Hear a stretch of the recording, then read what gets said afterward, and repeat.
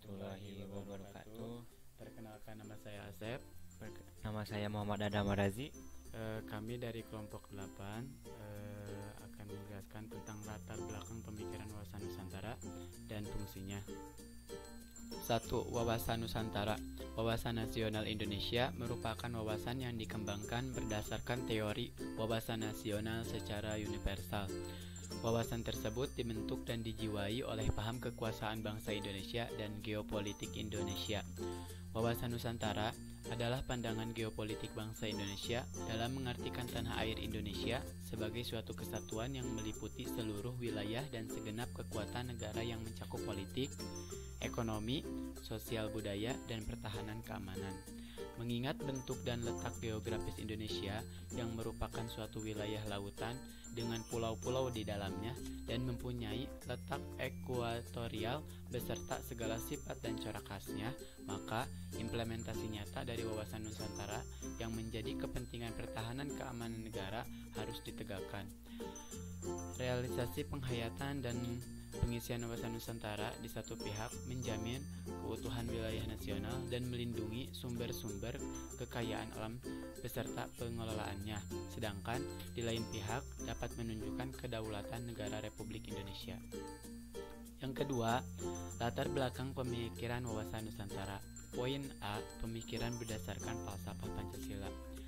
Latar belakang pemikiran filsafat Pancasila menjadikan Pancasila sebagai pengembangan wawasan Nusantara tersebut. Setiap sila dari Pancasila menjadi dasar dari pengembangan wawasan itu. Sila 1. Ketuhanan yang Maha Esa. Menjadikan wawasan Nusantara merupakan wawasan yang menghormati kebebasan beragama. Yang kedua, sila kedua, kemanusiaan yang adil dan beradab. Menjadikan wawasan Nusantara merupakan wawasan yang menghormati dan menerapkan HAM ataupun hak asasi manusia. Sila ketiga, persatuan Indonesia. Menjadikan wawasan Nusantara merupakan wawasan yang mengutamakan kepentingan bangsa dan negara. Sila keempat, kerakyatan yang dipimpin oleh hikmat kebijaksanaan dalam permusyawaratan perwakilan. Menjadikan wawasan Nusantara merupakan wawasan yang dikembangkan dalam suasana musyawarah dan mufakat. Sila kelima, keadilan sosial bagi seluruh rakyat Indonesia.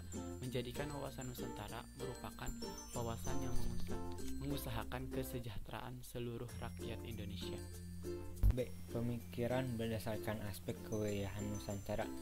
Geografi adalah wilayah yang tersedia dan terbentuk secara alamiah oleh alam nyata. Kondisi objektif geografis sebagai modal dalam pembentukan suatu negara merupakan suatu ruang gerak hidup suatu bangsa yang di dalamnya terdapat sumber kekayaan alam dan penduduk yang mempengaruhi pengambilan keputusan atau kebijakan politik negara tersebut. Wilayah Indonesia pada saat proklamasi kemerdekaan Republik Indonesia 17 Agustus 1945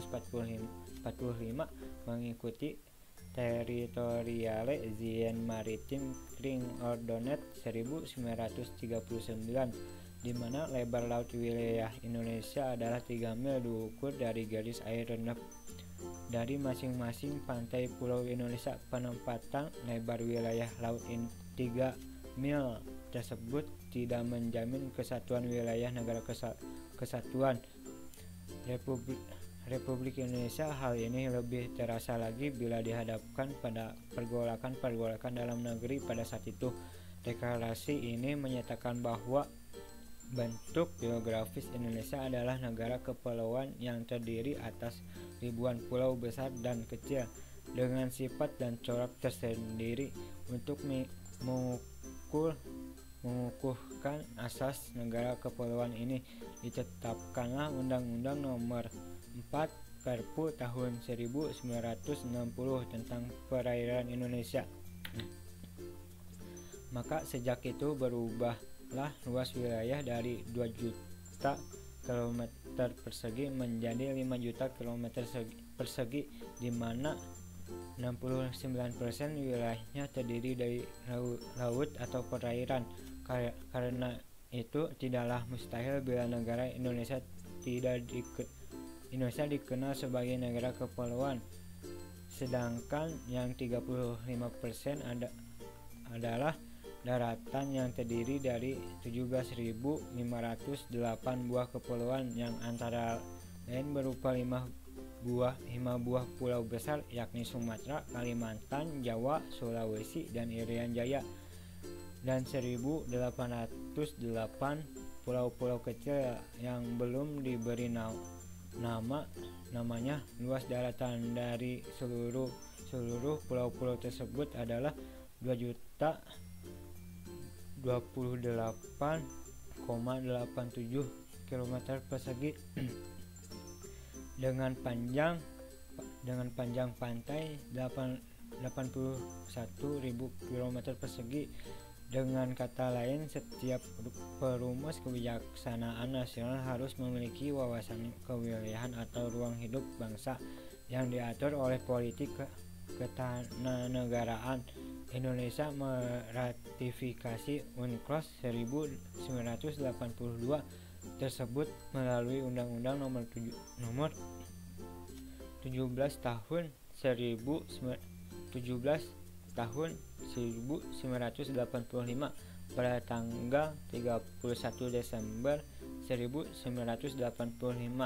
Sejak tanggal 16 November 1993, UNCLOS 1982 telah diratifikasi oleh 60 negara dan menjadi hukum positif sejak 16 November 1994.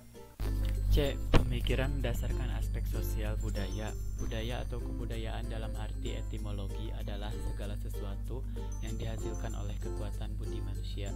Karena manusia tidak hanya bekerja dengan kekuatan budinya, melainkan juga dengan perasaan, imajinasi, dan kehendaknya menjadi lebih lengkap jika kebudayaannya diungkap sebagai cita, rasa, dan karsa atau budi, perasaan, dan kehendak.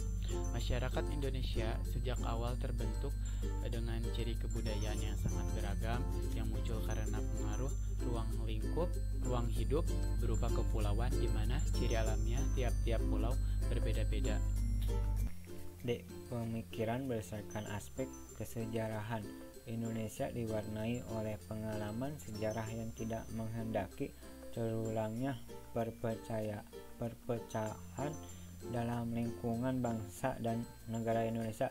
Hal ini dikarenakan kemerdekaan yang diraih oleh bangsa Indonesia merupakan hasil dari semangat persatuan dan kesatuan yang sangat tinggi bangsa Indonesia sendiri.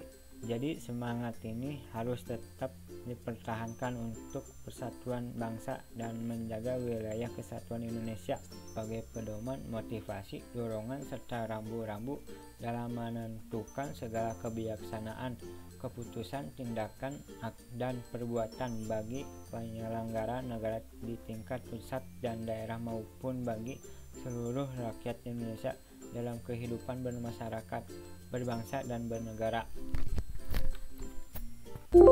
Kesimpulan, wilayah Indonesia yang